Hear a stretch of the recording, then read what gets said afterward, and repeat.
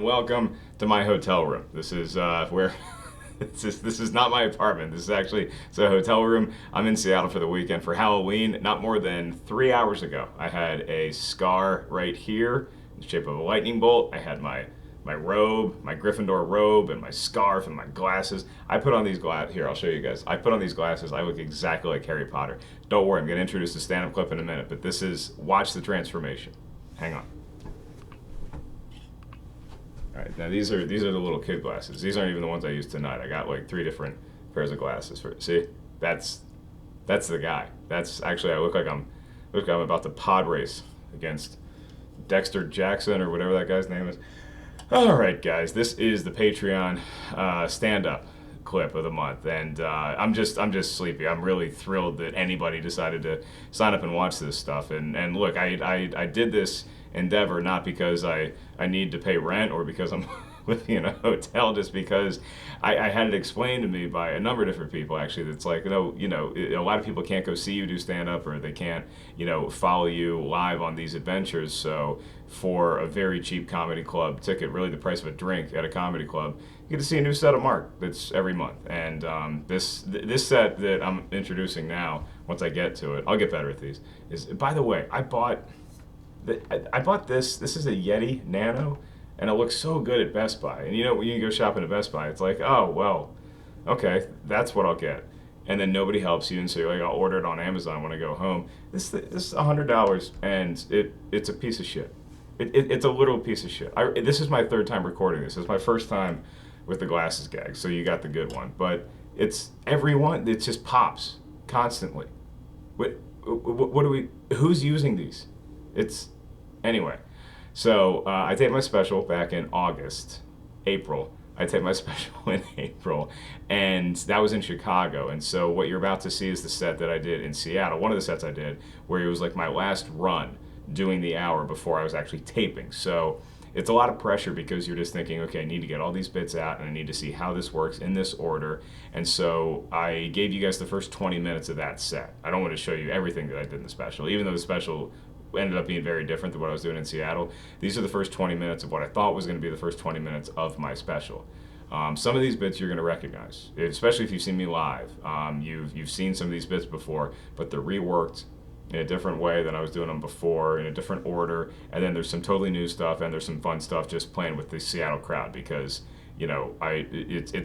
before you start thinking about, oh, okay, this is the set that I need to do when I tape my special, you have to connect with that crowd there. That's that night, the people that showed up to see you, or else they're going to know that something's up, and it doesn't work the same way. So stand-up's all about a connection, at least in my opinion. So you also get a bonus treat, because Josh and Ken of the Afternoons podcast, Josh Macuga Ken Napzok, 2 of my dear friends, opened for me in Seattle, and they were kind enough to let me put some of their set in there. And then, because I'm just feeling so generous, I put the entire Q&A that we did after my set in there as well. So every month's not going to be like that. You're not going to get 40 minutes every month, but I think it'll probably average around 10 to 15 minutes, like a normal set would, when you're working on new stuff. But my hope with this is that maybe if you don't learn anything about stand-up, I'm definitely not trying to inspire anybody to do stand-up, because that's something that's it's got to be I can't do anything about that, but you will get to learn about the process. And maybe a set that you see me do in February has a joke in there, and by the time May rolls around, you see that joke done again, and you're like, oh, he's finally figured out how to make it funny, because I want to show you all everything, the warts and all. But this set it's fun to watch for me, because Seattle Video Pro is a great company that they're up in Seattle, and they heard I was coming up, and so we coordinated, and they filmed it, they pro shot it, it looked great. I should make my special there next time. And it was at the Columbia City Theater. The crowd was great. If you were there, thank you. And this is some of that set. So enjoy. Thank you for checking out my Patreon, and I will do my best to make it more than worth your dollar every month. Enjoy Seattle, where I currently am.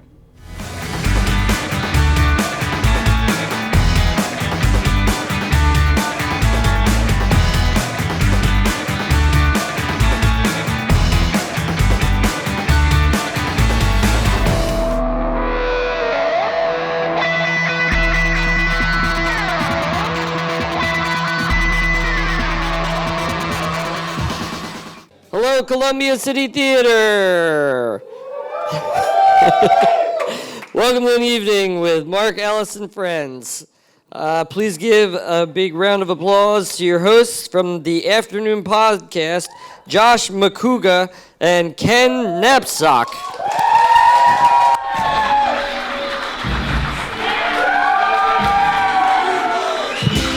Let's do this!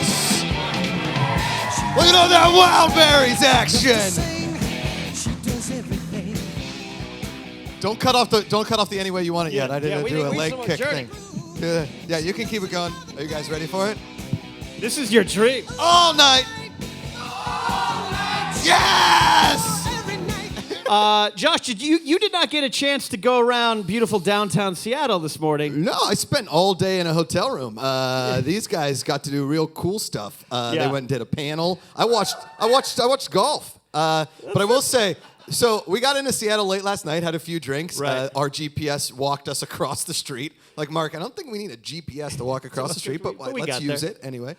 So woke up this morning and I told Ken, I'm going to go to the gym. And Ken's like, I'm going to go down to the wharf. But I did that. I was like, I had a hoodie on. I'm like, I'm going to see the city. Yeah.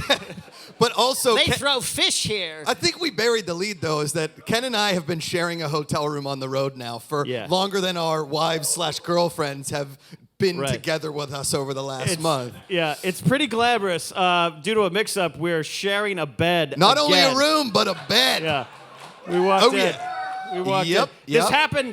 This happened in New York, but this is a little different. We had a king-size bed, but it's been great because we built a pillow wall.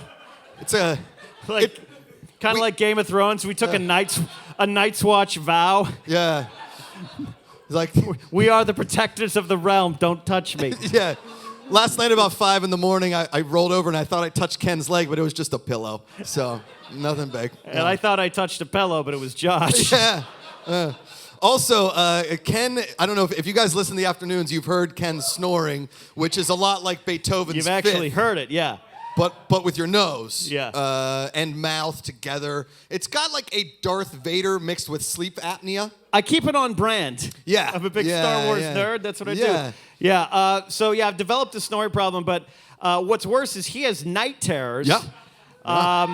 Anybody, real quick, show of hands. Anybody have night terrors out there? You have night terrors? You have night terrors? Night terrors? You have night terrors? This is a night terror friendly crowd, and I like it.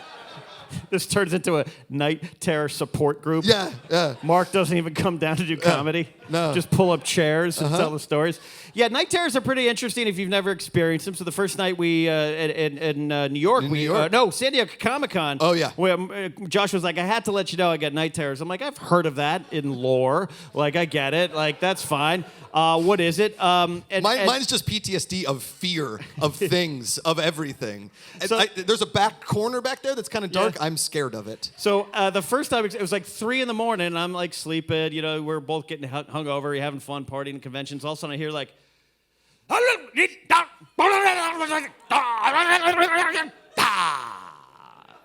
just like...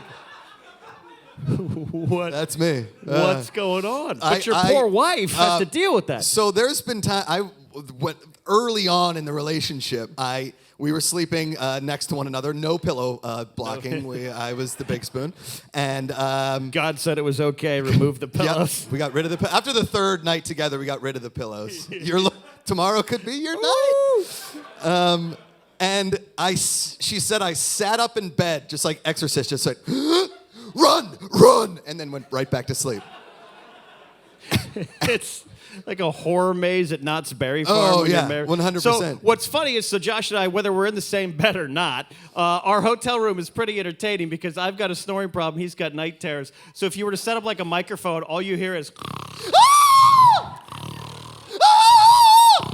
Run!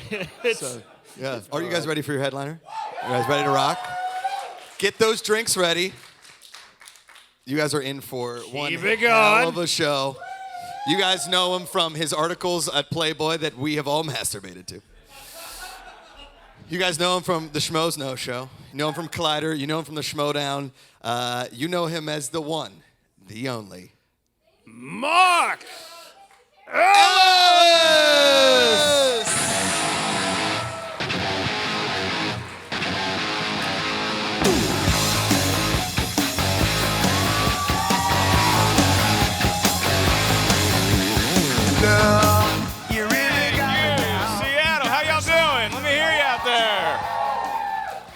hand for Ken Napzok and Josh Macuga hosting the hell out of this show. Ken is dressed like a used car salesman, and Josh is dressed like his kid that does not want to take over the dealership. And it is so nice to be. Here's why I love coming to Seattle. I've been up here a handful of times. My brother lives in Edmonds, and it's a great time anytime I'm in Seattle because I like visiting a good sports town. That's exactly what y'all are. You guys are diehard passionate about every one of your sports teams. And I live in Los Angeles. We have 2 NFL teams, and we don't care. The Super Bowl had the Rams in it, and everybody woke up on Monday like, oh, shit, was that last night? Meanwhile, Seattle, dude, y'all have an NBA team that has not existed in 10 years. And you act like you have a game tonight. It's the coolest thing. It's so, you're wearing a Mariners jersey like Ken Griffey Jr. is gonna show up. He's not. Seattle's a great town, man. Anytime I'm in a new city that I've never lived in before, I like to get the vibe of the town. So you come to Seattle, you hang out, you go to some rock clubs, you go to Sub Pop, you do something Seattle, right? Like you watch The Ring to get pumped up for it. Because I travel all the time. Like, if I go to a city, I'm going to do whatever the locals do. If I'm in Kansas City, I'm going to eat some ribs. If I'm in Austin, I'm going to eat some tacos. If I'm in Chicago, I'm going to pay 2 guys to beat the shit out of me on camera. Because that's what the locals do. Jussie Smollett, as an actor, he paid his 2 buddies to mug him on camera.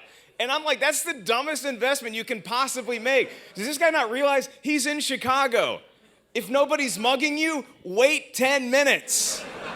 It's going to happen. And I know it's a crazy news story to read. Like, this guy, he paid people to beat him up, but y'all have to admit, everybody's had that fantasy. Everybody's had that fantasy. Like, if you're going to work, it's Tuesday, you really don't want to be at the job today. You're about to go through the front door, and you're like, man, if just 2 guys would beat the fuck out of me right now. I could be in the hospital collecting chocolate and flowers for the rest of the day. I'm excited. I'm taping my special next month in Chicago, so that's why I'm gonna go. And comics, like people like to say that we go on tour, and it's a cool thing to say, like, oh yeah, I'm on tour right now. Let me just tell you guys a little bit of insight in the world of stand-up. We don't go on tour, okay? Rock stars, hip-hop artists, they go on tour. Comics, we're just in fucking Jacksonville. We're just in the next place. A couple weeks ago, you know where I was? Valparaiso, Indiana, because this is what success looks like. I was doing a college in Valpo, and again, you know what I like to do? I like to do what the locals do. And so after the show, I get off stage, and every college kid, they come up, they meet me, they take a picture, and they're all asking me the same question. They're like, hey, Mark, are you gonna go to the chocolate factory? And first it was like a big 300-pound dude that asked me, so I'm thinking like, oh, it's a chocolate factory. And then a tiny blonde woman asked me the same thing, and I'm like, is that some sort of dirty thing you Indianans do? What the hell's a chocolate factory? Is it a bar? No, apparently in Valparaiso, they have one of the biggest chocolate factories in the world just outside of town, and that's what's cool to do. An actual chocolate factory. And I have all these 19, 20-year-old kids coming up to me saying, hey, are you gonna go to the chocolate factory? And I said, not only no, but hell no. And I will tell you why, because when you're a kid, a chocolate factory, that's the dream. That's the coolest thing you could possibly do. If you've seen Willy Wonka and the Chocolate Factory, you know on viewing 1 through viewing 20 of that movie, that's all you want to do. You just want to be at that chocolate factory. But I'm a 38-year-old man, and I've seen Willy Wonka and the Chocolate Factory 1 too many times. Because when you watch that movie as an adult, you realize none of those kids made it out of that building alive. They all died in the chocolate factory, except for one of them, Charlie Bucket. He was the only one that made it out. And the happy ending of Willy Wonka is that they take off in some weird elevator, and what does Willy Wonka do at the end of the movie? He gives Charlie the keys to the factory. Because what 13-year-old doesn't want a fucking factory job for the rest of their life? Wonka was running that thing like the Fire Festival. Here's the keys, have fun with the investigation. I'm going to Aruba. I was in Indiana, and I went to Applebee's. Because Applebee's just brought back the $1 Long Island iced tea. Oh, yeah. Yeah, it's very, very exciting. If you need a DUI and you need it for under $7, Applebee's drunk is a different kind of drunk, man. Like, I just like drinking a couple beers and going to bed. A normal drunk is like, man, can you believe we went to Taco Bell last night? And Applebee's drunk is 9 of my friends are dead. What did we do? And that's when I realized that I rely a little bit too much on modern technology when I go drinking, because I rely on Uber. And if you live in Seattle, you probably use Uber. I live in LA. I use Uber all the time. You pull it up, you see your car, there's a bunch of them around, one of them comes, gets you, your night's done. But Indiana, Uber's a very different experience. Because in Indiana, Uber, you open the app and it's just a map. There's no cars there because Randy hasn't woken up for his shift yet. And so you're footing it home and you're realizing that, Mark Ellis, I rely on Uber a little bit too much. Because when you break down Uber, think about it. It's just an app on your phone where you hit a button and some stranger in a Kia shows up. And we trust that person to give us a ride home. It's like, well, you knew my first name. I guess I'll show you where I sleep. Come on. You solved the riddle, wizard. They have a new service they just introduced, and it's in Southern California. It's called Sober Scooter. Yeah, get ready to get creeped the fuck out. Listen to this. So let's say you're out drinking, right? Let's say you're out drinking. Let's say you're in Seattle. How about you, Mariners fan? It looks like it's happening right now. You got a bus and a train back home? I'll eliminate all that shit for you. Call Sober Scooter. Well, actually, no, you can't. You're taking public transportation? You're taking a bus and a train? Wow, it's like you're going from 1950 to 1850 tonight. That's so cool. So if you drove here tonight, you can take Sober Scooter. So let's say you drove out tonight. Let's say you drove here and you're like, man, this is going to be a fun comedy show. And let's just say, I suck, right? And you just start throwing back shots, and then Macuga's up there, and Macuga's asking you to buy him a bottle of Jameson because he's out of allowance money from his wife. And let's say that you get more drunk than you want to, right? And now all of a sudden you can't drive your car home. Don't worry. Here to rescue the day, Sober Scooter. So what Sober Scooter is that means somewhere else in town, there's a gaggle of dudes. And they all have a scooter. So one of them gets the call, hops on their scooter, and rides their trusty steed out to the bar where you're drinking. You give them your car keys.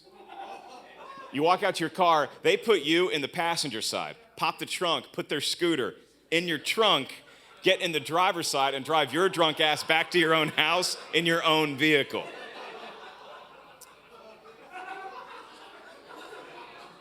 And if you think that's a good idea, you've never been stabbed. It's like, if I tip him, does he come in and read me a bedtime story? You know what he does afterwards? He gets his scooter back and he goes home to grandma's basement to put on the skin of whatever client he had last week. That's an adult that rides a scooter. You think I'm going to trust him with the Ford Fusion? Hell no. You heard me right. I have a Ford Fusion. That sound you just heard was all the guys in the room getting jealous and all the ladies in the room getting wet. It's a Ford Fusion. I had to buy the Ford Fusion because I'm from the South, and there's a lot of pressure to buy American. Gotta buy American. I was happy with the car. Like, I've never bought a car before, so I get to the lot, I put on a watch and a collared shirt so the guy thinks I have a job. Like, I play the part, forge some documents, whatever. I got the lease. Guys walk me out to the car. First thing he shows me inside my new car, he doesn't take me inside the car, doesn't show me any of the cool tricks. Because the Ford Fusion's awesome. You can name your car, and you can give it whatever name you want, and you can command it, and it will respond. So I drive around LA, and I tell Commissioner Gordon to play Hot for Teacher, and he does it. But he doesn't show that to me. What he shows me, the first thing, he walks out to the car, and he's like, hey, man, check this out. Pops the trunk, and he says, dude, look, inside the trunk, there's a handle you can pull in case you get locked in your trunk. Get on in there, man. Check it out. Who was pitching that at Ford? Who was like, hey, you know how we're all getting sick and tired of getting locked in our goddamn trunk week after week? And the guy was selling. He's like, dude, look at all that space. You can fit your whole scooter right in there, sir. Check it out. And like I said, I'm from the South, so I have no choice but to buy an American car because I have redneck friends back home. And redneck friends, they always make you buy American. And if you balk, they get in that little stance. You know, like, you're going to buy American, right? So I did. I went out there, and I bought a car made right here in the US of A. Made by illegal aliens using foreign parts, leasing East European techno. But it was made right here. I can't really claim the South because we moved around a lot. Like, we settled in Virginia. And Virginia's like the good South. We like fireworks. We can also read. It's a good mix of everything. We have sweet tea, just won't give you diabetes, that kind of shit. But we moved around a lot because I was an Air Force brat, and it was interesting back then because it's very different today. Like, I'm an uncle today. Do we have any parents in the room? Anybody? Yeah? You guys are parents? How many kids do you have? 2. You have 2? How old are they? 21 and 22. Okay, so fuck them at this point, right? You guys did the work, yeah. How about you, Buckaroo? How old are your kids? 6'3" and 6 months. Jesus, if I were you, I'd be out drinking too. Wow, 6'3" and 6 months. They pretty much raise each other at that point. Because that's how our family was. We had 3 kids, and I was the middle child. And now I'm an uncle, and I've been an uncle for 4 years. I found I was going to be an uncle because 4 years ago, I get a text message from my brother. And all it says on it was, hey, Kate's pregnant. And so I did what any good older brother should do. I wrote him back, is it yours? Now, I didn't realize her family was CC'd on the text chain, so there's certain things a sunglasses emoji does not cover up. But that's the weird mindfuck about being an uncle now. It's very different than being an uncle back in the day. Because like when I was a kid, I had uncles and I always thought they were cool. Why? Because you'd see your uncle once a year. And your uncle could do whatever they want. They come in for Thanksgiving, they're a rock star, they tell you some funny stories, they give you some candy, and they're out. You don't know that they're not paying their taxes and live on a houseboat. You don't know any of that shit. But now I'm an uncle and I'm on text message chains constantly. Constantly. And the niece is 4 and the nephew is 3. I got another nephew that's 1 now. And so all day long on this text chain, I just get updates about the kids. And you know what parents love sending? You know what you love sending? You know what y'all would have sent if your kids were younger? Pictures of your kids in the tub. I have so many naked kid pics on my phone right now. If the NSA ever sees it, they're like, sir, step in the car because you're not getting back out. I don't want these. I don't want naked kid pics, but they think it's adorable. And I'm like, yeah, that's what a little wiener looks like. All right. I'm on so many family text chains too because I have family in New Jersey and I have family in Florida. If you don't have family in Florida, just wait. They'll get there eventually. And here's how it works with my family is that we all talk trash about everybody else on the New Jersey text chain. And if somebody in the New Jersey text chain pisses me off, I take it to the Florida text chain. And if somebody in Florida pisses me off, that's when I'm on a text chain with just me, my mom, my brother, and my sister, and we talk shit about all of them. And if my mom pisses me off, I'm on a text chain with just me, my brother, and my sister. And if one of them pisses me off, I go on Reddit, start a thread, and blast everybody in my family. And I don't know how you be a parent today because you can't discipline kids the way you used to be able to. I was like in the golden age of still being able to at least threaten to spank your kids. Like, you guys probably spanked your kids, right? Never? Wow, okay. You said it awful quick. He was like, I think I might have done it once. We always had the threat of being spanked. I got spanked once. I was the only kid that ever got spanked. I got spanked once, and the story is told that my dad felt so bad about it, he never laid a hand on any of us ever again, but the psychological damage had been done. Because after that day, heretofore, we all thought he could spank us at any time. And your dad would get loud, say, I'm going to spank you guys, and if that didn't shut us up, all my dad had to do, he'd grab his belt buckle. And we're like, what the fuck is happening now? Is he gonna hit us at? Is he just taking his pants off? This got weird, dude.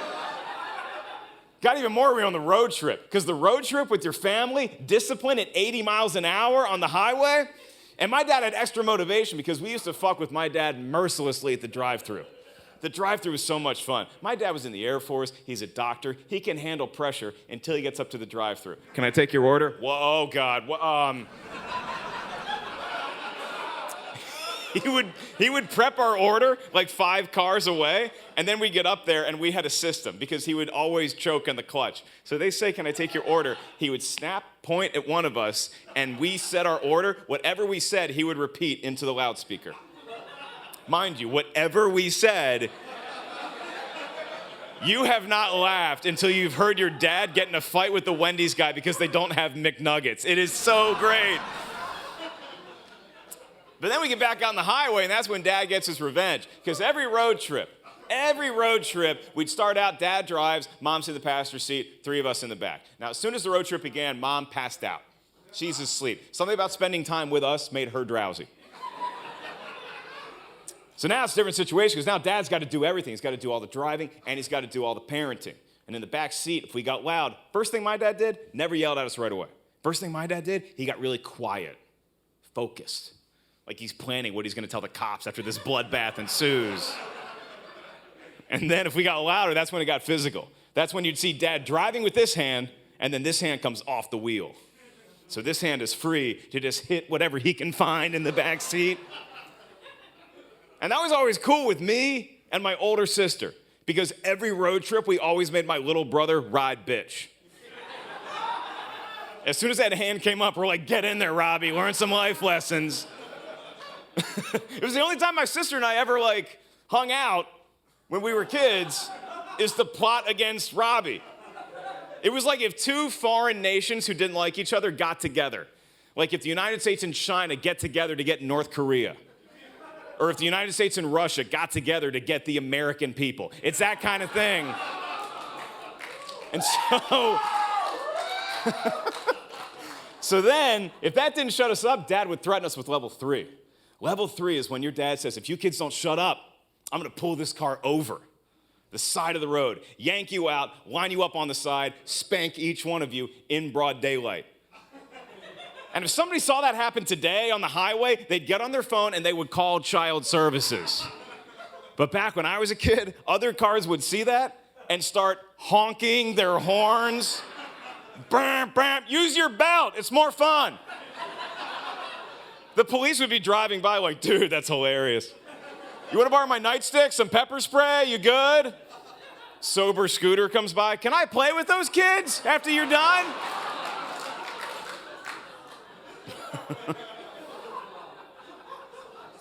I lost a little energy because there's some wonderful, comfortable couches in the green room, but they have no legs. Yeah, it's the lowest couch ever. You can't get out of them. You look like a turtle dying slowly on a sidewalk. You're like, I tore my ACL trying to stand up. Get up. It's great. It's a little awkward there. Do you want to do a Q&A? I think we're almost ready for the Q&A. Do you know why? Wait, do you guys know why we took this little break? It was so Mark could run over, grab a Coors Light, and meet us back here. You guys want to welcome Mark back to the stage? Mark Ellis, get up here. See, I called it. Did I not call it? Boys, you know what? Usually I do the Q&As like solo, but how about we just keep Josh and Ken on stage? They're pretty. And by the way, I see everybody rushing to the bar. They're like, they have Coors Light? No, this is an off-menu item. I went up there and the bartender, he saw the look in my eyes. I was like, can I have a Coors? I was like, please, sir, some more. And he showed me all the he's like, we have Pacifico, we have this. It's kind of like a Stella. And I like start crying, like the single tear comes out. He's like, you know what? I think we got a Coors Light for you. So Charlie Bucket has his golden ticket. So we're doing this together? We're gonna do this like together, yeah. Like a So this is charity rock song. I'm Dan Aykroyd and We Are the World. Just why am I here? This is like, we'll spend a few minutes, and look, if you guys are done with the show, we don't blame you. But if you guys have any questions about anything, love, life, the universe, Ken, feel free to raise your hand, and we'll call on you and, try to give you a good, succinct answer. Sir, you're kicking us off right. How's Dorian Parks doing? Dorian Parks, the social media guy at Collider. Dorian, yeah. Yeah, he's killing it. He sees movies before we do. I haven't seen him since high school, so. Oh, you went to high? Yeah? That's a cool way to drop, like, I haven't seen him since high school. Can I tell a quick Dorian story? Yeah. So I'm in the office every day. Dorian, very demure, nice gentleman, has never seen a movie. Somehow got a job at Collider, which is, for all intents and purposes, a movie brand. And I went to Dorian and I was like, hey man, what are you getting for lunch? He's like, Popeyes. I was like, oh, I've never been to Popeyes. It's like I just kicked his puppy in front of him when he was 7 years old. He's like, what? So he took me to Popeyes, and I was like, they have chicken tenders? He's like, what? No, yeah. But hold on, let me order for you. So he orders me all this chicken, and then he just watched me eat it. He was like, after eat like every second bite, he's like, did you like it? I was like, yeah, man, it's good. It was awesome. So Dorian's doing good. He's teaching Josh how to eat. Yeah, good. The best part of Die Hard? Oh. Best part of Die Hard. It's when the terrorist guy downstairs reaches for the candy. When he gets to Nestle Crunch? Yeah, Nestle Crunch is it? Yeah. That's pretty good, yeah. Argyle in the limo. My favorite part of any Die Hard movie, this is a very deep cut in Die Hard 2. It makes me laugh so hard every time I see it, is there's like a terrorist situation at Dulles Airport, and they're in the traffic control room, and these two air traffic guys are joking with each other during this terrorist activity. Because what better time to really be chummy with your coworker than when terrorists have taken over your airport, and they're trying to get the communications back on. They're like, what do we do? What do we do? McClane, why are you in here? Who's the guy from NYPD Blue? This is chaos. And then they're like, we don't have any walkie-talkies. And one air traffic controller looks at the other one and he says, yeah, somebody want to go to Radio Shack and get some? And the other air traffic controller looks at him like you would look at your wife of 40 years. He's like, that's Larry. I'll give you this. My Die Hard favorite moment is, who thinks of, well, if I wrap a computer around detonated C4 and throw it down an elevator shaft wrapped in a cord, it'll somehow blow up. I wouldn't know that unless I was somehow in Big Bang Theory. It was like, well, listen, if you take the multiple the thingy-majiggies in the monitor and you wrap it around C4, it'll blow up. No cop from New York knows that C4 explodes with a computer monitor. That being said, Die Hard is perfect. Josh Macuga, everybody. You know what else is pretty great in Die Hard is that John McClane had it in his head. He's like, he just knew this for years. Like, hey, if I ever get around a dead German terrorist and it's Christmas time, I'm going to take his own blood and I'm going to write on his sweatshirt, now I have a machine gun, ho, ho, ho.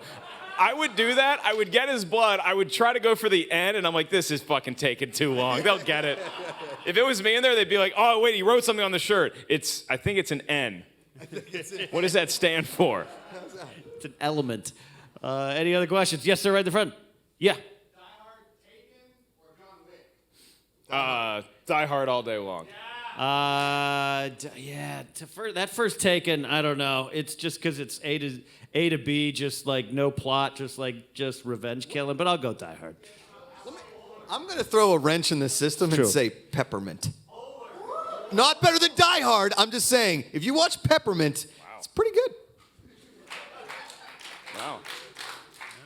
I'll throw another wrench in the system and say Jean-Claude Van Damme's sudden death. Yes. It took place in Pittsburgh. I know it took place in Pittsburgh. Yeah. All right. Yes, sir. What does Danish Christian Harloff think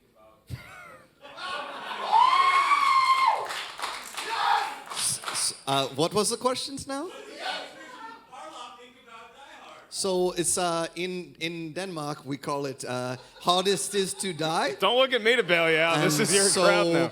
Well, you was there. You saw it. You were. This is why Dorian Parks is the only person that'll take Josh to lunch. So what happened was in 1999, I was 7 years old, and my mother took me to see Die Hard in the theater in our town, which is just a person with a large overhead projector that puts a VCR on top of it. And we watched the Die Hards together, and I have to be honest with you, Hans Gruber looks like my uncle, and so we very much like this movie. Pretty good. Pretty good. I don't even know what that's from, but that's funny. No, you can sit down. Yeah. I don't want you to fall. The theater would be liable. Yeah. Did you ever see that? Like in every show about high school, the kids raise their hand, get caught on, and they stand up. Yeah. And I'm like, are we supposed to do that? I'm kidding. What do you got? So I don't know how long you're gonna be in Seattle, but has there been any like local breweries that you've been to, or like your favorite local Seattle beers that you've had? Having it right now. No, I like We really have. Elysian, No, that's I like. the Space Dust. Where did we go last night? The Lodge? We went to the Lodge. I don't know. It just looked like Robert Baratheon's house. Yeah, we went to the Lodge, and it was a creepy local vibe there. Yeah. It was like a bunch of Cub Scout masters that just got arrested. Just all. There was a lot of neck tattoos. Yeah. Where should we go? What's the one we should go? Any brewery in Ballard, if you ever Okay. Ballard, Yeah. Rubens, Stoop. What'd you say? Peddler? Peddler sucks. Oh wow! Divide in the crowd. But don't forget, this is a trip with Mark Ellis, so we're going to be at a Chili's too at the airport. Ken, do you want to tell him where we had dinner 2 nights ago? Oh, boy. Mark said, you want to meet early at the airport? I said, yeah, what are we going to do? He's like, we're going to check into Flavortown, at Guy Ferreri's airport restaurant bar. It was great. We ordered the Motley Q, which is barbecue and every drug that Motley Crue ever did on a sandwich. It was great. It's awesome. Great. Little known fact too. There's a yacht rock cover band. If you guys ever see them, they're called Yachtly Crew. Way in the back, we got one there. You want baby carrots? Mark? I mean, that's like the creepiest request I've ever heard. But, yeah, I'll take some baby carrots. Thank you, Wow. sir. They're warm. Sir. You smuggled them across state lines. You know, I've always said this, is that carrots never taste as good as when they've been smuggled in by a fan's pocket. But thank you. I appreciate these. Thank you, sir. Any other questions? Yes, sir, right there. You want some milk? I said yes. I said yes. I said no. Good series of questions. You, man, you've been waiting a while. Yeah. Yeah. How come I don't wear my orange suits?